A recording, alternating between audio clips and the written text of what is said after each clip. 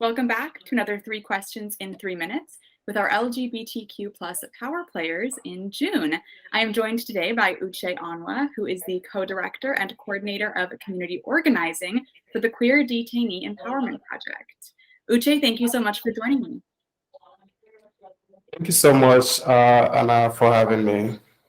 So your organizing and your activism have been framed by your own personal story of leaving a country in which you faced discrimination. So could you talk a little bit more about your story and how it brought you to organizing?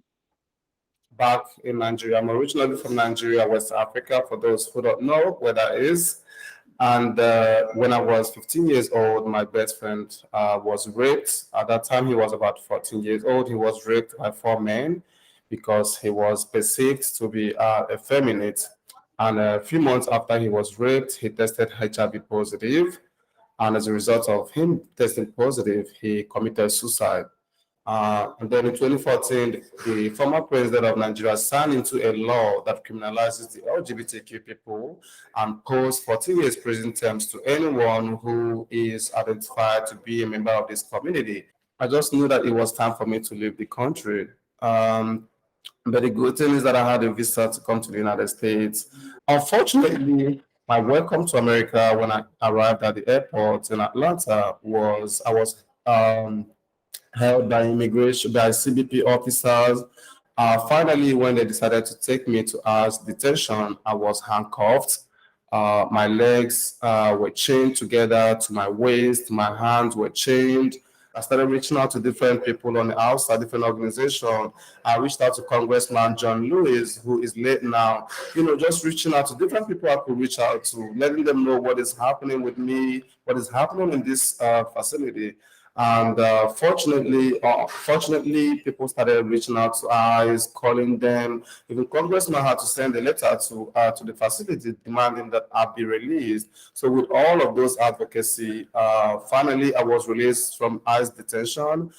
But finally got a job to work at QDEP. And I'm like, I wanted to work in a space where I feel that I am giving back to community that is like me. I feel like I'm working for myself because I'm working for people that are like me, LGBTQ immigrant that want to come here to seek safety, which is also in my case, and also people who have gone through ICE detention and custody because I've been there. I know what it feels like and what it is like. So that has been my experience and story and journey so far. The things that you've witnessed and the things that you've been through are terrible and unfortunately all too common. I believe there are still something like 71 jurisdictions globally in which same-sex relationships or queer relationships are still criminalized in some form or another. A lot of those are in Africa. So could you describe a little bit more about the Queer Detainee Empowerment Project and where it fits into this reality of people leaving their countries, leaving their home, trying to find safety like you were in America? Yeah, so the Queer Detainee Empowerment Project was established in 2014, and the goal is to provide support for LGBTQ immigrants that are coming into the United States to seek safety, but also most times don't get resources. When they come here, people don't even know the right place to go to.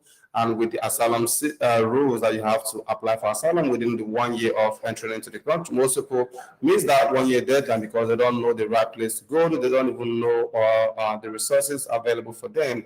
So QDEP exists to provide this kind of resources and support for people, LGBTQ immigrants are coming here, but also to advocate for the release of those that are being incarcerated by ICE, but also advocating for the abolishment of every incarceral system that continue to harm our community. So how can we help you guys? What can we do to help get involved? Do you have any actions planned? What can regular New Yorkers do to help the Queer Detainee Empowerment Project? So for this Pride Month, our main ask, our big ask is for folks to please, as you are spreading your money, please do not forget QDEP because, we are a very small organization. We don't, low capacity.